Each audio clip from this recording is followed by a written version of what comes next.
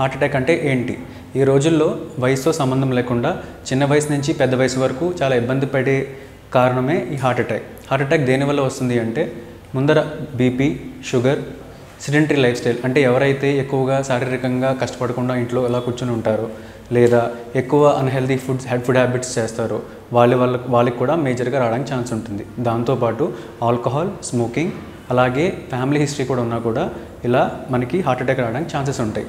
Heart attack వచ్చినప్పుడు ఎలాంటి clinical features ఉంటాయి అంటే ఎలా మనకి చూపిస్తుంది, లక్షణాలు ఎలా ఉంటాయంటే మొదటిగా ఛాతీలో నొప్పి వస్తుంది. ఛాతీలో నొప్పితో పాటు సడన్గా ఆయాసం రావడము, ఎడమ చేతికి లాగడం లాంటివి, దవడకి లాగడం లాంటివి జరగచ్చు. అలా జరిగినప్పుడు మనం వెంటనే దగ్గరలోనే హాస్పిటల్కి వెళ్ళి చూపించుకొని ఇమీడియట్గా ఈసీజీ అనేది తీసుకోవాల్సి ఉంటుంది. ఈసీజీలో ఫైండింగ్స్ ఉన్నప్పుడు దాన్ని మనం స్టెమీ అంటాం. స్టెమీ అంటే మేజర్ హార్ట్ అటాక్ వచ్చిందని అర్థం. ఎస్టీ సెగ్మెంట్ ఎలివేషన్ ఎంఐ అంటారు దాన్ని. సో దానికి మేజర్గా చేయాల్సింది ఏంటి అంటే ఇనీషియల్గా లోడింగ్ డోస్ ఇచ్చి మనకి 2 రకాల ట్రీట్మెంట్స్ ఉంటాయి. ఒకటి థ్రాంబోలిసిస్ చేయడం అంటే రక్తం పలచబడేలా చేయడం, రెండోది ప్రైమరీ పీసీఐ అంటారు అంటే వెంటనే యాంజియోగ్రామ్ చేసి వెంటనే ఎక్కడ బ్లాక్ అయిందో అక్కడ స్టంట్ వేయడం అంటారు. సో మేజర్గా మనం ఎక్కువ రికమెండ్ చేసేది స్టంట్ వేయడం అనేది ఎక్కువగా రికమెండ్ చేసే పద్ధతి.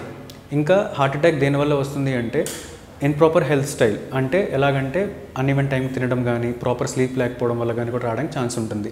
సో చాలామంది ఏమనుకుంటారంటే ఛాతీలో నొప్పి ఉండేప్పుడు మన గ్యాస్ట్రైటిస్ అయి ఉండొచ్చు, సో దానివల్ల ఏం కాదులే అని నిర్లక్ష్యం చేస్తూ ఉంటారు. అలాంటి వాళ్ళలో కూడా వయసుతో సంబంధం లేకుండా ఇమీడియట్గా వచ్చి తగినన్ని పరీక్షలు అంటే ఈసీజీ, 2D ఎకో, ట్రాపై లాంటి పరీక్షలు చేయించుకున్నప్పుడు మనకి ఏదో ఒకటి బయటపడుతుంది. కానీ కొన్నిసార్లు ఈసీజీ, 2D ఎకో, ట్రాపై నెగిటివ్ ఉన్నా కూడా నార్మల్ అని కాదు. సో ఖచ్చితంగా వయసుకు తగినట్టు యాంజియోగ్రామ్ చేయించుకోవడం కూడా మంచిదే. దానివల్ల మనకి అసలైన ఇబ్బంది ఉందా లేదని తెలుస్తుంది. ఇన్ కేస్ మనకి ఆ యాంజియోగ్రామ్లో ఇబ్బంది ఉంటే కనుక ఎక్కడైతే బ్లాక్స్ ఉన్నాయో అక్కడ మనకి వాళ్ళు స్టంట్ వేయడం అయితే జరుగుతుంది. ఇంకా ఇలా నిర్లక్ష్యం చేయడం వల్ల సడన్గా కార్డియాక్ అరెస్ట్ అయ్యే ఛాన్స్ కూడా ఉంటుంది.